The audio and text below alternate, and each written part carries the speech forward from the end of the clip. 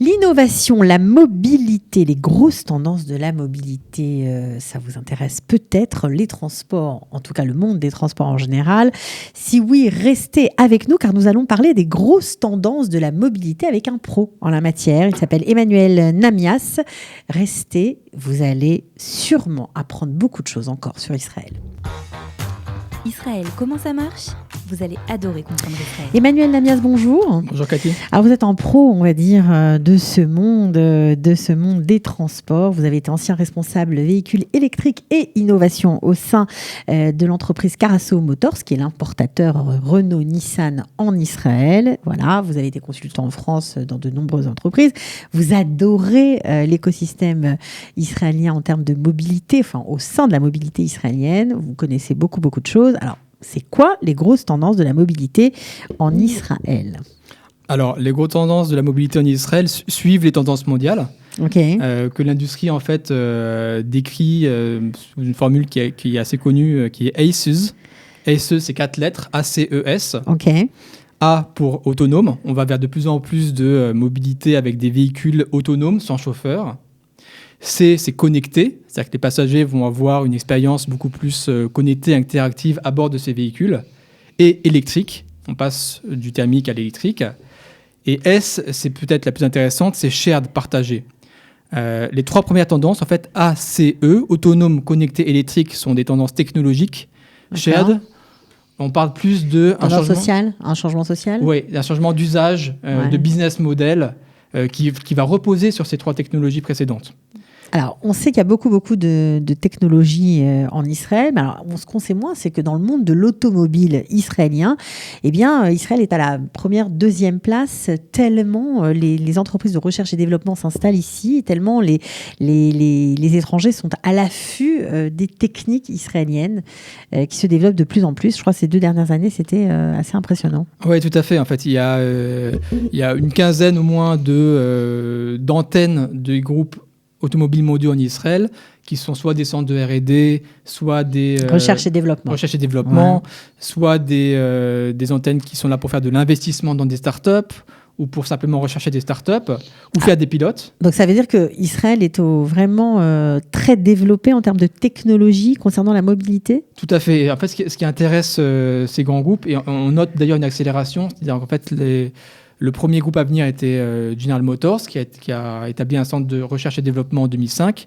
Mais depuis 2 ans, on voit arriver Renault, Nissan, Mitsubishi, Hyundai, Porsche et Volvo, plein d'autres. En fait, il y a une accélération monumentale ces 2 dernières années parce que ces entreprises viennent rechercher la compétence israélienne sur ces technologies qui servent le véhicule autonome, connecté, électrique, partagé. Il y a plein de facteurs qui expliquent ça.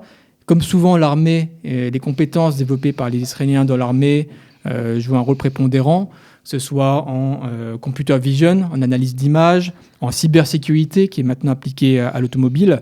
Donc oui, ces groupes viennent pour la matière grise, les compétences. Voilà, véhicule autonome aussi, ça vient aussi de l'armée, j'imagine. Oui, ça a des technologies qui sont issues de l'armée.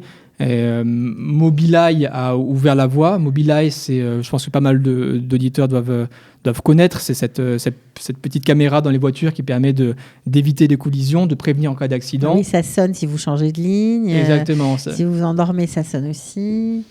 Il y a beaucoup de technologies dans les véhicules aujourd'hui. Énormément de capteurs, de caméras, de différentes sortes de radars. Et oui, ces systèmes ont été pour beaucoup développés dans l'armée et transférés dans le civil par des entrepreneurs israéliens. Ok. Alors, où on en est ? Est-ce qu'il y a beaucoup de projets concernant ces véhicules autonomes ? Est-ce que notre façon de bouger, de se mouvoir va changer ? Alors, le véhicule autonome, c'est un sujet... C'est la voiture électrique, on sait que ça n'a pas vraiment marché. Alors, on pourra en parler, ça va changer. Là, vous nous avez parlé de cette troisième grande tendance électrique, mais dans la réalité, on va dire que c'est un flop. En tout cas pour nous, consommateurs. Écoutez, ça va. L'autonome, vous avez raison, c'est pas encore là. Il y a des véhicules autonomes qui tournent à Tel Aviv en test. Il y a 1 ou 2 entreprises qui font des tests aujourd'hui. Mais avant que vous et moi puissions prendre un taxi autonome, Il La route est longue. va falloir attendre au minimum 10 ans probablement maintenant clair. sur l'industrie. Ok. Électrique, ça commence à bouger. Israël a été un pionnier dans l'électrique il y a maintenant 6-7 ans, avec une aventure qui s'appelait Better Place. Je ne sais pas si vous vous souvenez. On voit encore quelques bornes subsister dans le sud du pays. Ça fait un peu mal au cœur d'ailleurs. Mais... C'est dommage parce que c'était un très beau projet, bien conçu. Beaucoup de gens disent que ça n'a pas marché parce qu'il a été mal exécuté, mais la conception était bonne. Pour rappel, pour les étudiants qui ne connaissent pas, c'est un système de véhicule électrique avec des bornes d'échange de batterie. En gros, vous arriviez... Vous pouvez recharger à la borne. Vous pouviez surtout charger votre batterie. Ouais, au lieu d'attendre 1 heure pour recharger, vous donniez votre batterie vide, vous la changez contre une batterie neuve. Ouais. Et donc, vous repartiez tout de suite comme après un plein d'essence. Donc, l'idée était géniale. Ça n'a malheureusement pas marché. Ça a mis un coup de froid à l'industrie locale. Mais maintenant, c'est reparti. Et en 2020, vous allez voir de plus en plus de véhicules électriques sur les routes. Il y en a déjà un petit peu. Mais pour plusieurs raisons, on va en voir, j'espère, beaucoup plus en 2020. Ok, alors est-ce qu'il y a beaucoup d'incubateurs qui, on va dire, développent, je sais pas moi, des technologies qui vont pouvoir servir ces 4 grosses tendances? Vous avez plusieurs incubateurs spécialisés sur la thématique en Israël. J'en cite quelques-uns. Vous avez Drive TLV à Tel Aviv, qui travaille sur l'ensemble de ces tendances, notamment sur les nouvelles mobilités, sur les modes de transport complémentaires ou alternatifs à la voiture. Vous avez Capsula à l'université de Tel Aviv. Vous en avez d'autres. Vous avez aussi plein de startups qui se développent hors des incubateurs ou dans des incubateurs généralistes. Ok, donc ça veut dire qu'on est vraiment dedans, quoi. Vous avez des fonds d'investissement aussi. Vous avez, bien sûr.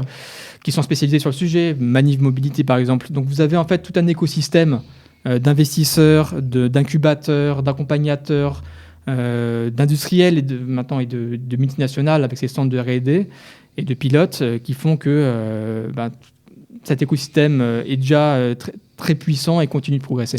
Vous qui avez connu les deux et qui faites beaucoup, on va dire, de go-between entre l'industrie automobile française et l'industrie israélienne, vous faites des matchings, on va dire ça comme ça, vous présentez des startups israéliennes, parce que vous êtes consultant. Vous trouvez que le marché est plus dynamique ici ? En Israël qu'en France ? Mm-hmm. Je trouve, oui. Je trouve que le marché est plus dynamique et plus ambitieux. Ouais. Que les startups israéliennes vont, par nature, aller tout de suite penser global, aller penser à chercher des clients très tôt aux États-Unis, en Asie, en Europe. Alors qu'en France, parfois, il y a des bonnes technologies, il y a de très bons ingénieurs en France, il y a des gens qui sont très bien formés, mais il y a ce réflexe naturel d'avoir une vision nationale, locale. Parce qu'il y a déjà un marché suffisant, ou qui semble suffisant localement en France. Alors qu'ici, il n'y a pas ce luxe-là. Mmh. Et du coup, ça oblige les entrepreneurs israéliens à penser large. Penser large, grand et être plus ambitieux. Mmh. Bon, alors pour vous, alors les grosses tendances, on l'a dit, mais votre point de vue à vous, qu'est-ce qui va se développer en premier ? Parce qu'on voit que la voiture autonome, c'est pas encore le cas. La voiture électrique, pas vraiment.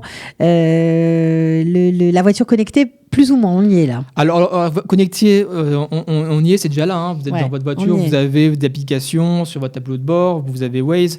Il y a de la connectivité, mais ça n'a rien à voir avec ce que ce sera dans 5 ou 10 ans. Ce sera quoi alors dans 5 ou 10 ans ? Imaginez que vous serez avec votre famille en voyage dans votre voiture. Mmh.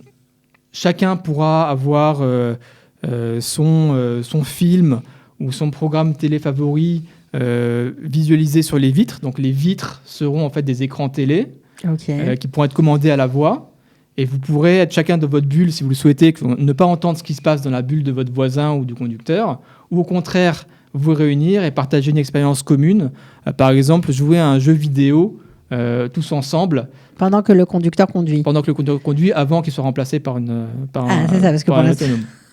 Pour l'instant, on n'y est pas tout à fait encore. Mais 5-10 ans, oui, on y sera. Mais du coup, ça ouvre des portes incroyable. Infinies. Ouais. Imaginez ce que sera demain la combinaison de l'industrie des médias avec l'industrie automobile. En gros, vous allez avoir un temps, une bande passante, en fait, pour que les gens consomment ou lisent, s'instruisent dans la voiture. Dans la voiture. Bien supérieur à ce qu'il est aujourd'hui. Bon, ça, ce sera vraiment une belle expérience à vivre, j'en suis sûre. Merci beaucoup, en tout cas, Emmanuel Namias, de nous avoir éclairé de vos lumières. Voilà, vous en savez plus maintenant sur les grosses tendances de la mobilité. On fera sûrement une prochaine émission. À bientôt. Merci, Cathy. Ciao. Israël, comment ça marche ? Vous allez adorer comprendre Israël.